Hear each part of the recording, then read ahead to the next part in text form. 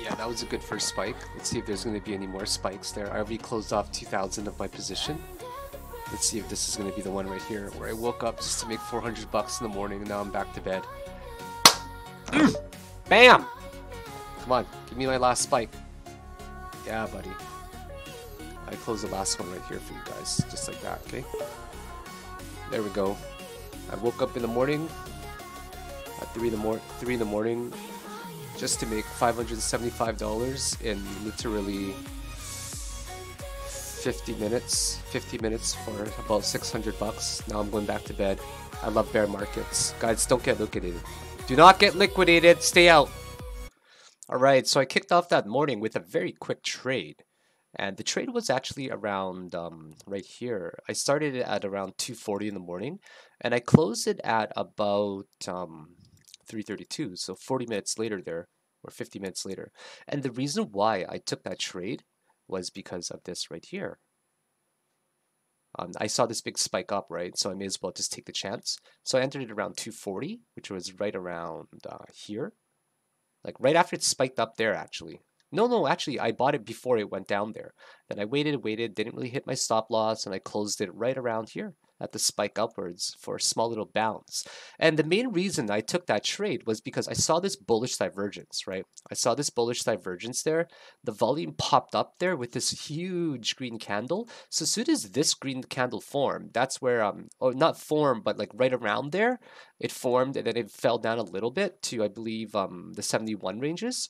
So it was on this candle right here that I bought it, right? This candle got to a low of 1071. So as soon as it formed there, I bought right here. It filled up my position with a limit order, and then it just rode upwards. So I waited for this green candle first, this bullish confirmation, right? And then I saw this histogram tick upwards, and to me, that was signal for a really good spike upwards just for a short-term scalp. So I ended up gaining it was 1077 right here. I closed it around 1107. So it was a really nice 3% profit actually on a 2000 position right there. So yeah, I was very happy overall with that trade. So anyways, good morning everybody. It's been a very long time since we've actually done a technical analysis for Bitcoin.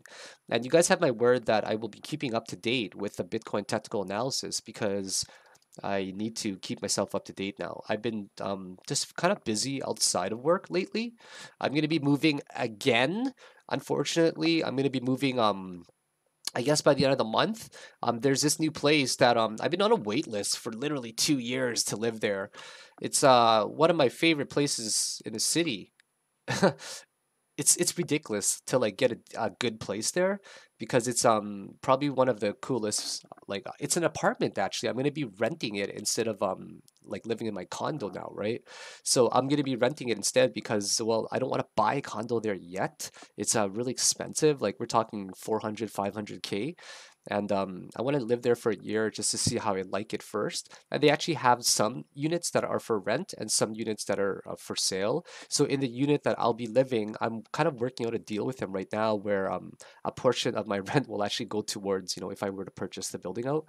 It's a brand new building that's across like it's across our NHL hockey team, the Winnipeg Jets. It's across like the stadium from there, like across where concerts come as well, and it's downtown. It's a pretty cool place. It's all glass. That's why I want to live there. It's literally all glass.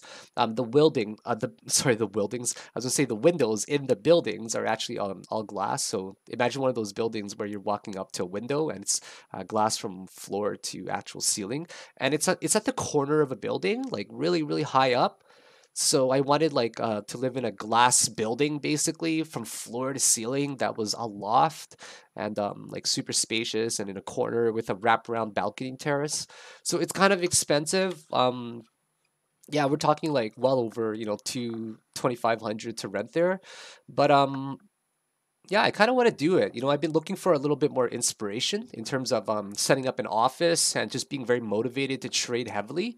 So that's why I've been taking a little bit of time off as well. I've just been really busy outside of work and trying to furnish a second place, believe it or not. So my other place is going to be up for rent. Yeah, I'm going to rent it out, even though I just got it like a while ago. It's kind of It's kind of funny how things work out like that. So hopefully I'll be moving within by the end of the month, like guaranteed. So I just want to apologize to everybody for being out of the loop for a while, and for not keeping up with my technical analysis videos, and for especially not replying to to a lot of people on Udemy. I've still been slowly processing orders, so I'm gonna make sure to get to you guys as soon as possible if you paid by cryptocurrency. And in terms of the questions, I will do my absolute best, like I promise once again, to get to them as soon as I have more time available, which should be this week in particular. So, anyways. Yeah, that trade was a really good trade in the morning that we took up right there. I made some other really wicked trades this morning. Let's see if I can actually find some of them here. Um, yeah, let's see if I can find this one trade actually. It was some really, really good trades, guys. I can't remember where it is. Let's see if I can find them. No, I don't. I can't see any here. I can't see it here. Anyways, I'm too lazy to find it. So yeah, Bitcoin's been doing a lot, guys, and I'm incredibly scared right now of a bullish market. This is my short-term position right now. I'm just in a small $20,000 long position for EOS. And the reason why I'm in a long position right now for EOS is because of a few reasons. It's because I see it trending above the 55 EMA.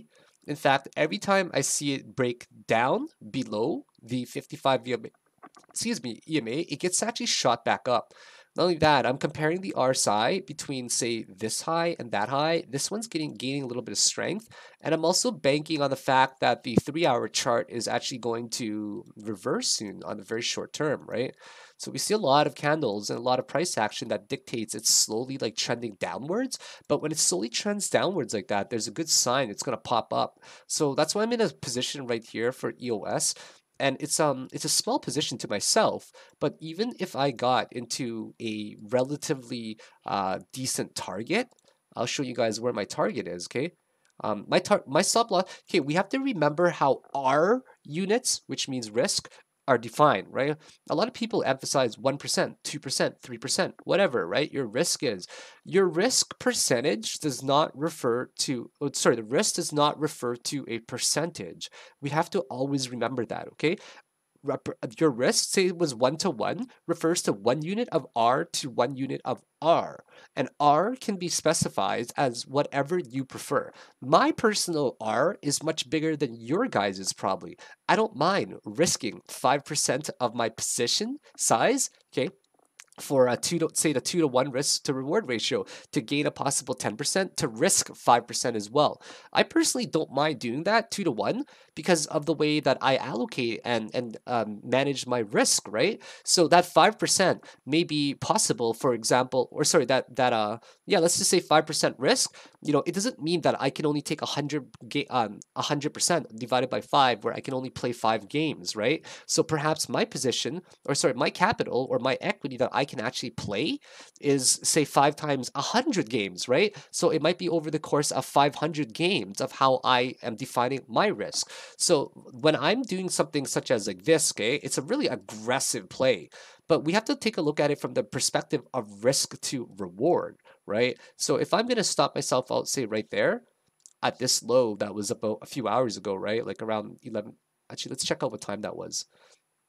Uh, yeah, this one was a little further away, like this one over here. So let's say I go a little bit higher up. I allocate my risk to right around here, the interim swing low instead, and I go to, for example, 1.91, that's a really good risk to reward, right? About 2 to 1. Sure, I can lose 5%, but I can also gain 10%. So off of this $20,000 position, I actually plan to make 2,000 bucks. And yeah, it's looking really, really bullish right now in terms of for a short-term bounce. But I want to talk to you guys about the bearish scenario now, okay? First of all, we're trending below $300 billion for CoinMarketCap, which I apologize for, because under 300K, guys, is a very bad number to be in. And we're seeing every coin green, or sorry, red across the board, right? BNC is still doing really great. It's been one of a very popular heavy hitter. Let's see what the Golem's doing right now. Golem's down really hard. Theta. Theta is actually up 10%, guys, right? I've been talking about Theta for a while, guys. Like I've been talking about data and how yeah, it's I'm looking at like data or DTA, right? Like what is that right now? Where is it on here? Anyways, it's like DTA. Look at Golem, Saya. Those kind of coins are really popular right now. And when you get a coin like Theta that's up 10%, when the whole market is red across the board, it's got to show something, right? Now we're seeing Bitcoin with lots of support in this particular region. Okay, that is important to distinguish that we are finding a very short-term support right now. As you guys can see, there was a massive sell-off, as you guys notice as well, right? Massive sell-off reached as low as, let's go to the low here, around $8,600. Very bearish. So this is going to be a very detailed technical analysis, just so you guys know. It's going to be one of the more detailed ones where it's about an hour long. So just letting you guys know well in advance that it could get a little bit long here. So whenever it starts to downtrend, guys, and we're finding more volume pick up, it usually means there's a sign of support and interest in the market. I feel like playing some music. Don't mind music in the background, guys. It's a lot better for me. It won't be that loud. I would hope it's not, at least. Yeah, I'm going to play a little bit of Phil Collins tonight. Or In the Air tonight, rather. So anyways, we see it's slowly downtrending since June 1st, right? And then all of a sudden today, we end up doing 5.8 million over 24-hour average volume so far. It's got to signal something, guys, right? So let's take a look at the BTC charts now. Yeah. So let's do an RSI analysis first of all, okay? Let's do a very detailed RSI analysis. So guys, let's look at how the daily chart trended, and we're gonna do this analysis based on comparisons to the past, because that's what a technical analyst does. So let's compare these particular points right here, and we got to make this a lot bigger actually, just to have it more visible. So this is where the February 6th $6,000 low was right here. And this is where the April low was $8,450, I think. $8,425. And this low right there was actually $7,040, okay? $7,040. So let's compare these lows and talk about RSI where we are right now. So right now, we are at the 7,040 RSI level, okay? But we're much lower in price action. So that indicates some strength right now, that despite us reaching a lower low in price action, we actually have a similar RSI. Now, what we want to be comparing is these particular lows as well on RSI, right? And let's also compare it on February 6th. What we notice is that, first of all, here where it reached the low of 64.25, it didn't even we're not even close to the low of where we reached February 6th yet, all right? So now let's compare what could have happened when it was for RSI, okay? So let's just say right here for RSI, it dropped, obviously, right? Between 35 to about, say, 27, right? We're just gonna compare an RSI drop. Now, if you take that ratio of where this was right here, and that was only around 11,000, and this reached the 6,000. So we've got a potential to drop, just based on a ratio-wise, a lot lower as well, right? I mean, we're only right here, guys. Take a look. We're only right there, okay? And let's say we compared it when it dropped from right here, 30 to about 27. That's another 3 RSI drop, right? Now, if we compare it to right here, for example, where this was, well, this right here was only at about 8,800, and it dropped to about 6,000, which is about a 33% or 25% drop. Well, if you take a 25% drop, right, of where we are now, 6,700 times 0.75, 5,000 is a really good number, guys. Just doing an RSI comparison like that, I actually believe firmly that we're going to reach about 5,000. So there's absolutely no signs of bullish divergence anywhere yet, guys, okay? Now, let's take a look at it from a comparison of a shorter term. Let's take a look at February 6th as well.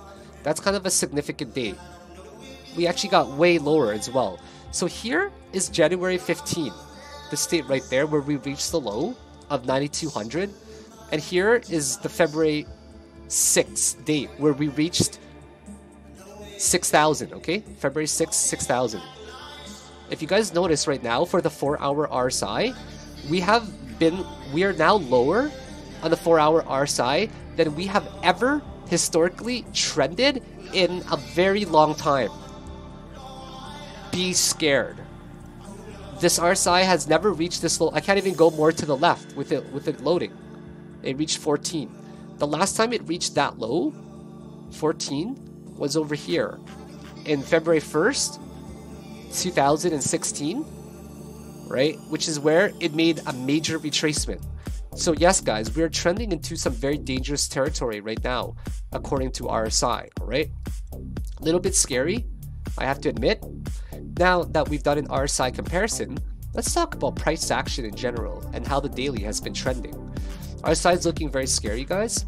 We only broke to the upside, very small, very short. If we look at it from the perspective of a histogram analysis, check out how these trend lines right here. Yeah, those trend lines right there, they are like, I love this part. And yeah, pretty crazy, right? How it's trending right now. Major resistance. So unfortunately, we couldn't even break past this particular RSI right here, okay? That was acting as a clear resistance, and now we're finding support right around these levels for now, for RSI. So price action wise, daily chart, guys, we've got about 3 hours to go. Looking like a pretty weak doji right now, okay? Very weak doji with no volume whatsoever. But this is where it starts to get interesting, all right? So let's say we're counting 5 particular waves down on Elliot wave. This would be the 5th wave already, okay? That would be the 5th wave coming down, where this did some fairly major extension targets according to Fibonacci. So this one hit, wow, 461.8 extensions, right? Just on that particular wave alone. So the way that I'm seeing this right now is, let's say we take extensions here as well. Wow.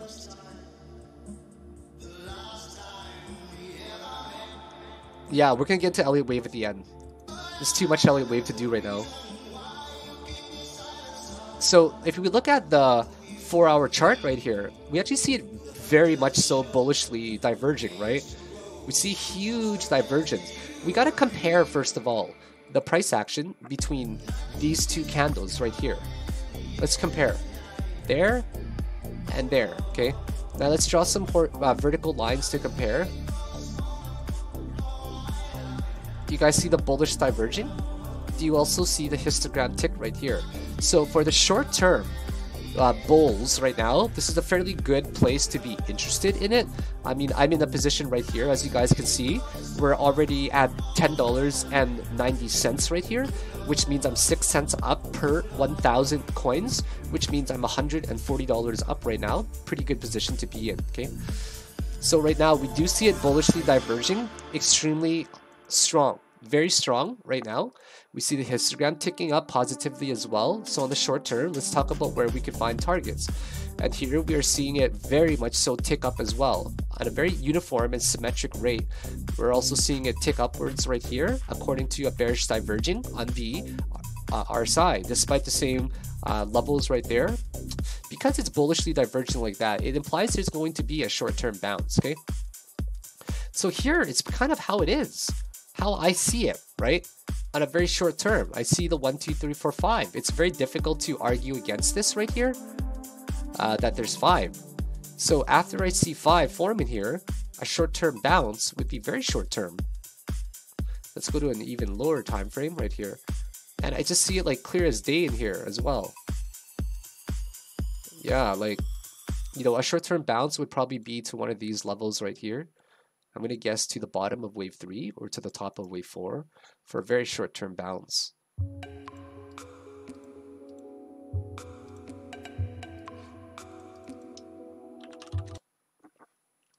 Yeah, so probably around there. We see a lot of spikes trying to go up to the upside right now. We see on the 5-minute chart, it's trending well above the 55 EMA now, with lots of wicks to the rejection on the upside at the 200 EMA. We see a lot of wicks right here, but the important thing is we finally broke above the 55 EMA for the first time in a very long time.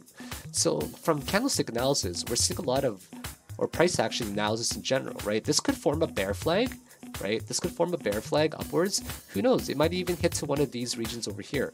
Now, I want to remind you guys as well that I've been bearish, more so not bearish, but neutral, I would say. Neutral, slightly bearish, slightly bullish for a while now.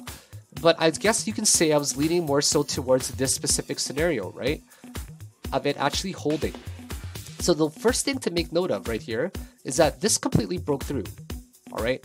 So because we entirely broke through, what we need to understand with certainty is that we're now entering a fairly bearish market, okay? I'm sorry, I don't know how else to say it, but we are absolutely entering a fairly bearish market.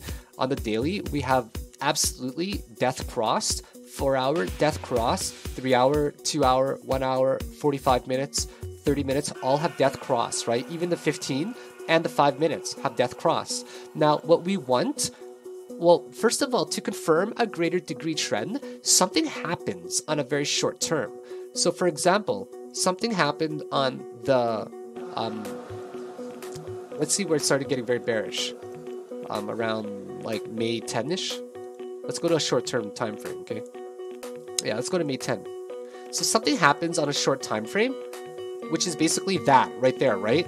Where the 15-minute death crosses, and then later, we don't see it yet, but let me show you, right?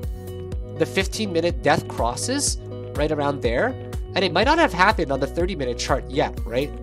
So let's highlight exactly where it happened on the 15-minute chart. Right there. That's where the death cross happened on a 15-minute chart, okay? Now let's see on a 30-minute chart where it is. So it hasn't quite happened yet, right? On the 45-minute, let's see if it happened yet. Oh yeah, okay, it did happen. So it happened from well back over there. But what I'm trying to make my point across is that what we want to do is confirm a greater degree trend on a smaller degree first. So I think this was more so the original one where death crossed. Let's see on the 45-minute. So in the 45-minute, it hasn't death crossed yet. Noticed? The 1 hour, it certainly has not yet. On the 2 hour, it definitely did not yet, right? On the 4 hour, for example, it definitely didn't death cross yet. So what we want to confirm is a small degree trend on the 15-minute chart. Just like, where is it here? I can't even find it anymore. Oh, it's farther back. Sorry about that. So we want to confirm it on a very small degree trend that eventually lets it cascade over to a greater degree. I can't even see it on the 15. So for example, 30-minute happened there. We caught the short. And then it cascades over to a higher degree. So what we're doing right now, or what I'm trying to do on EOS just as an example, right, is I'm trying to, or sorry, this is Bitcoin here. Is this Bitcoin? Yeah, it is. It's Bitcoin. So we want to catch it on a small degree of it starting to possibly death cross and see how many time frames we can actually ride this to on a greater degree. So right now, this has absolutely confirmed that yes, we're going to find some short-term support right now. But how short-term? We really don't know yet, right? So let's talk about this on a weekly chart. On a weekly chart, looking fairly bearish, okay? So let's talk about my fib extension targets first of all. This was clearly all of wave 1 or whatever, okay? All of wave 1 on a log scale. This was wave 2, 3, and we're looking for a wave 4 somewhere in here, right? Somewhere to correct. And don't forget how log scales are, guys, right? Log scales are very different. So I'm personally expecting a Fibonacci correction to roughly these targets right here. I'm taking my fib all the way from about the 150, 160 range. And I believe that we're going to correct up to 4,400 at most. But realistically, we're more likely to correct to around 4,800 to 5,000. So these are basically my fib extension targets. I don't think we're going to hold anywhere here. If you notice right there on a weekly, we have completely broken below 7150 ranges already, obviously. So my correction target is right around there, near the 786 fib level, which will be to this particular wave right there. Yeah, that's my extension target, right around there. Yeah, that's gonna basically be my wave, almost my sub-wave 3 territory, or sub-wave 1 territory of wave 5. Yeah, so notice right here, once again, we break through this massive support trend line. So this target right here is completely off the table. We have to remember, guys, that what was originally a support now becomes a resistance, and what was previously a resistance also becomes a support. So trend, looking really closer at this trend line right there, the reason why I believe that we could possibly get back to these regions to correct is because we would like to test a support before it gets broken permanently, right? So can it possibly trend back up to over here, one of these particular regions, just to almost test this resistance that was formerly a support? Absolutely it can. Okay, so let's get into some Elliott waves now, because that's my favorite. This clearly broke down, right? Clearly broke down. Looking at it on the daily chart right here, I see many failures along the way, right? I mean, this right here was a failure to me. This goes up right here. This is pretty much going to fail the wave already from the way that I'm personally looking at it, okay? Unfortunately, I'm seeing it as a failed wave already. And let's talk about how we can actually pinpoint these particular extension targets together.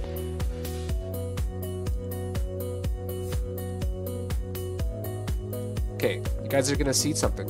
So let's talk about the mechanics of Elliott wave first of all. What we see for Elliott waves is 5 waves that go up just like that, okay? And then after 5 waves form like that, what we would like to generally see all the time is an ABC type of correction, which we did see. And then whenever we see an ABC form, what happens is something breaks out. It tries to break out right there. And a lot of the times it fails. So what it does is it makes another ABC correction like that. And there we donate it as WXY. And then sometimes, which it does, it's called a double Elliott wave correction.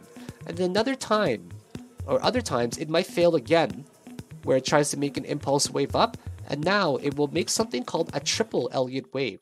And just so you guys know, I'm not making this up. This stuff is actually all on TradingView as well. So now we're in an Elliott triple wave combo that goes something like that. That goes W, X, Y, and finally Z. And the way that we actually denote failure on a particular wave is usually found on the particular subwaves going up that can fail for particular impulses going up. This one right here failed by 2 reasons. First of all, the 5th impulse wave over here on the X was not beautiful going up. It was not impulsive. So this one made basically a failed impulse wave like that, we can basically say. Then it comes down, comes down, does the ABC, okay? Does the ABC, that tries to make another impulse wave up. And this one right here will basically fail very simply. This one will fail by breaking this one right here as well. And also this impulse wave was really not that clean as well. So now that we have some of the mechanics down of Elliott wave, let's go make some money, guys. Yeah, because that's what we're here for, guys. You guys are following me because we want to make some money, right? And I want to teach you guys how to make a lot of money. Yep. I got a really cool series here that I'm working on for you guys right now. I'm gonna tell you guys what it is later. I want to listen to some Alan Walker right now. This is a good song. So let's check this out. So I'm not going to count Elliott waves because I'm honestly way too lazy to start counting it from this particular perspective. So let's count it from here. We clearly see this as WXY thus far, okay? Actually, I'm just going to skip ahead and tell you guys what I think it's going to be. I believe that this is going to be WX, okay? WX, this would be Y. Actually, I did that wrong. W, X, Y, Z. Hold on, I think I'm doing this wrong.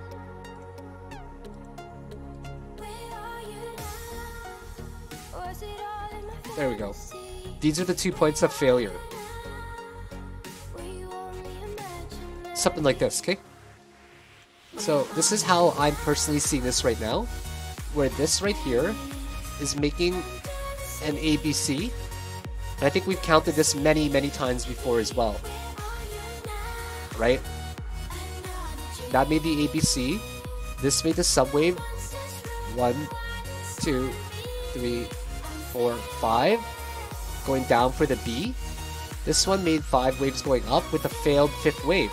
It just did not make 5 subwaves into this one right there. So now we get an ABC correction, in my opinion, of something like this. Okay, we look at it a little bit further in here on a micro time frame. And I'm sure that we counted this many times as well, where it goes 1, 2, 3, 4, 5, A, B, C, 1, 2, 3, 4. I'm just gonna do it for you guys. 1, 2, 3, 4, 5.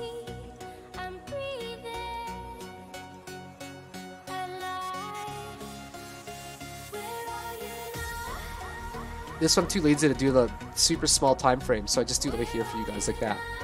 We get 5 waves going up like that. Okay. This one made easy 5 waves. 1, 2, 3, 4. And this right here was 5. Where it goes 1, 2, 1, 2, 3, 4, 5. Or this one could have been like that. Nah, doesn't make as much sense. Like that. And then now we're going even more detailed. This one made the first subwave coming down. That made the 3rd wave, 4th wave, and that made it okay, 5th wave. It was alright, in my opinion, right? But where it is going to fail is when it breaks simply below. Now, don't get me wrong, okay? I want to be very clear about something. That Elliot wave defines failure when it actually breaks below the wave 1 resistance. That's where it usually is broken, but we can also denote failure when we find it over here, just as an example, right? Right there. So, sorry, what I'm saying is Elliot wave can be found failed if one of the subwaves also fail as well. This one made 5 fairly decently clean waves. Fairly decent in my opinion, right?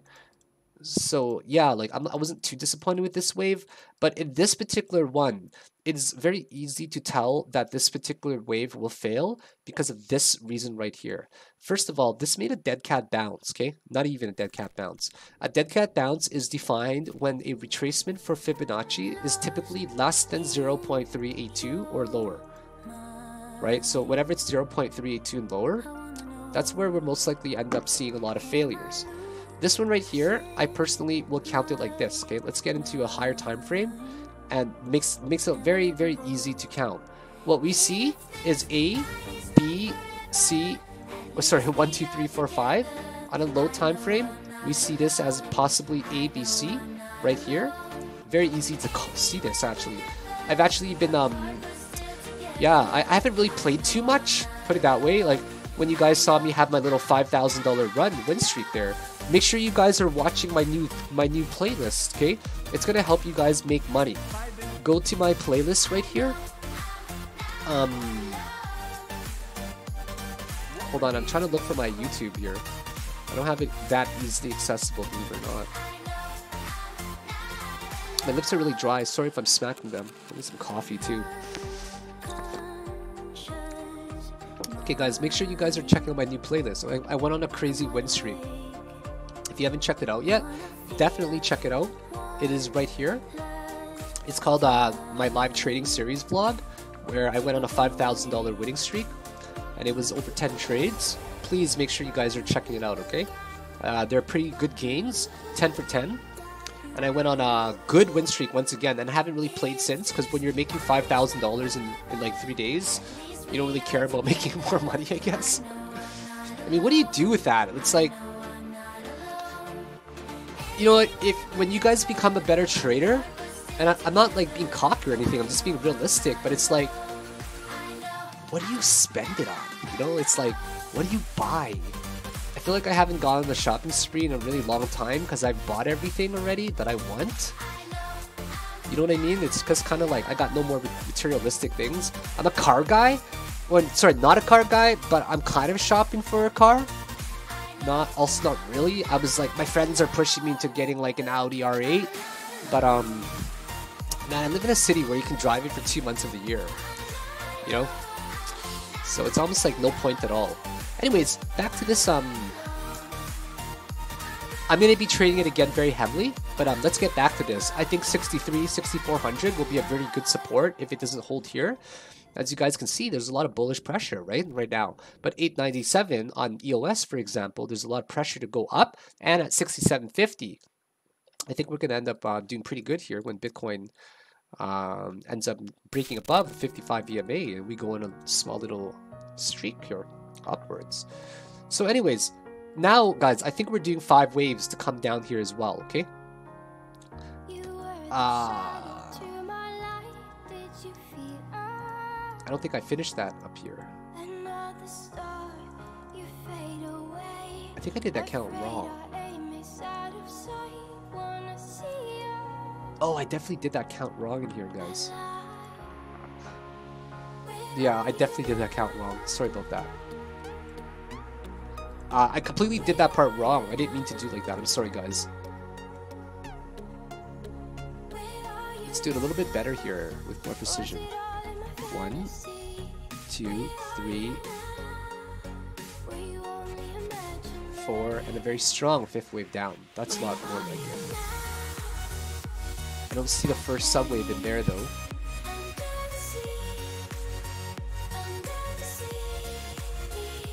There we go. Now we're seeing the 5 subwaves divide. 1, 2, 3, 2 wave 1 territory, then there's 1, 2, 3, 4, 5 down there. And a huge 5th wave down there. And now the ABC happened, okay? Now this is right. Now the ABC happened like that, and the same thing, right? Didn't even retrace to a reasonable level up here. Did I do that last time? I can't remember. No, I definitely didn't, okay? So then we did the major ABC correction, right? Where it actually did it into like an ABCDE type of thing. Where it goes like, you know, A, B, C, D, and E. Where here is a very bearish channel, right? Or a bearish flag, you can call it whatever you want. But I see it more as a channel than anything. So we see it do that, right? And then we can consider some of these regions like bear trap regions and narrow it as well, and bull trap regions. So now it makes it look like a really good ABCDE where it did subdivisions for 5 threes in a row. So now, the reason why I am playing this particular bounce is because we are finally subdividing into 5s right here, okay? We're subdividing into 5s, and it looks like we could possibly trend upwards to a short-term target of roughly, you know, like right here between these areas that I was mentioning earlier, right? It could be completely dead in terms of a cap bounce, or we can trend up to there. But even if we trend it up to here, we're talking about a 4% gain. So on EOS, right, a 4% gain on EOS is a 3-2 is literally a 10% gain. So yeah, there's a lot of gains to be made today. I'm now in a $22,000 position for EOS, probably going to be playing a lot more. But guys, there you have it. That's my really detailed Elliot wave count, okay, for where we are right now. Now, let's get even into more detail with where I personally believe this will get and why it will get there. Now, I take away my basic Elliot wave counts of all the subdivision. Take all this away as well, okay? Take that away as well. Now, let's do a simple ABC breaking down. So after we get another X, let's talk about this, okay?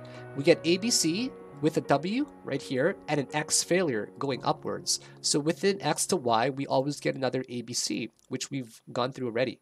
Now we have a Y that finally subdivides. We get 5 waves going upwards like that. And then we're looking for 5 waves coming down. And here we're kind of finding it already, right? We're kind of finding it. Now, if this is the 5 waves coming down here, which we have drawn already, okay? Or sorry, not 5 waves. We want 5 waves coming down, and then a retracement, and then another 5 waves coming down as well, right? We don't see it on the daily that this is making the subdivisions, but we are seeing it actually on the 4-hour chart, on the lower time frames where we've drawn 1, 2, 3, 4, 5, right? So if that were the first subwave, okay, and then we also assume that this could possibly get to a 382 level, then what we will assume is that there will be up to a 1618 fib extension target, okay? A 1618. Let's just be modest and say 1618 right there, okay? Right here. And now we're going to use double correlation method of just the first subwave 1. And then we are also going to use a Fibonacci retracement an extension right here as well. And what we're noticing with 100% certainty and confluency is that anywhere between 5,800 and 5,200 is really strong support. Yeah, I'm sorry to tell you guys. I'm using some pretty advanced methods of extrapolating data right now, as you guys can see. And once again, an A, B, C extension target from here to there with it broken down. ABC 1-to-1 extension target hits right there. And also a 1-to-1 extension target of only this particular subwave down to downwards right here of 161.8 is roughly 5,200. Therefore, we find it very confluent that on the upper barrier, we're going to find support at 5,800 to 5,200. And then on the lower barrier, we will most likely find support here.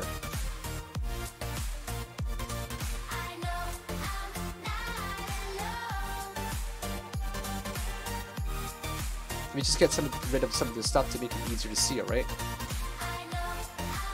There's the 1-to-1 target. I'm gonna get rid of 461.8. It's a little extreme. Where is 461.8? Or 4618? Alright, and now we're taking a look at here as well, right? And on the lower barrier, we will find support at the 4400 range, 45.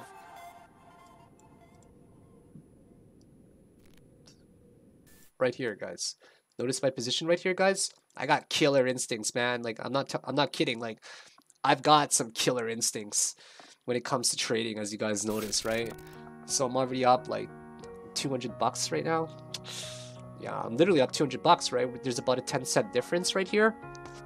There's a 10-cent difference about between 92 and 83, or 9 cents, whatever. 9 cents on 2,000 coins is 180 bucks. See a lot of buyers just trying to push through right here. Need a new song, guys.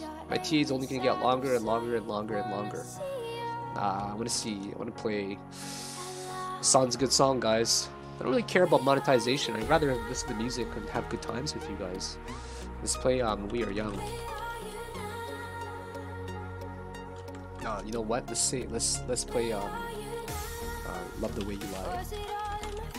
Yeah, let's play, because that's like a relationship with Bitcoin, right, guys? That's like a relationship with Bitcoin because we're always fighting with her. Let's turn it up a little bit. Yeah, this is a good song, guys. Yeah, it's a good song.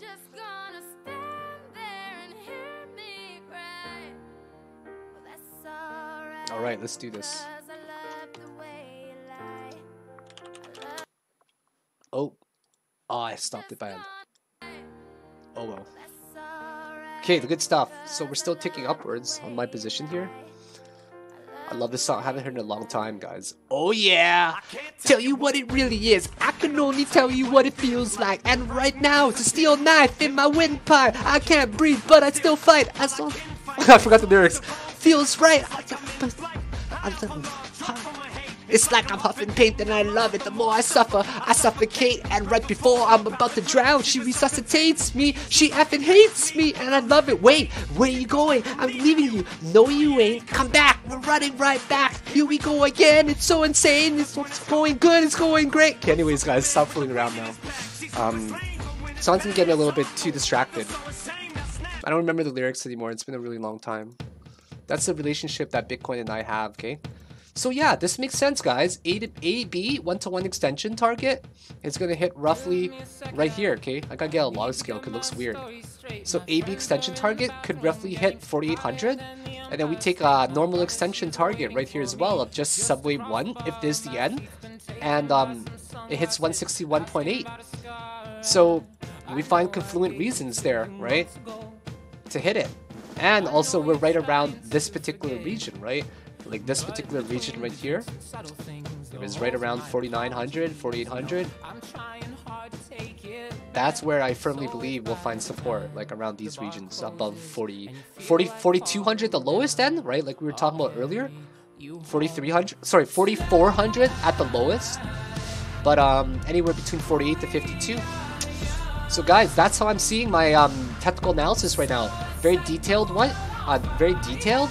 And another thing I want to point out is that on the weekly RSI, we have now officially broken below the not only February 6th RSI, right?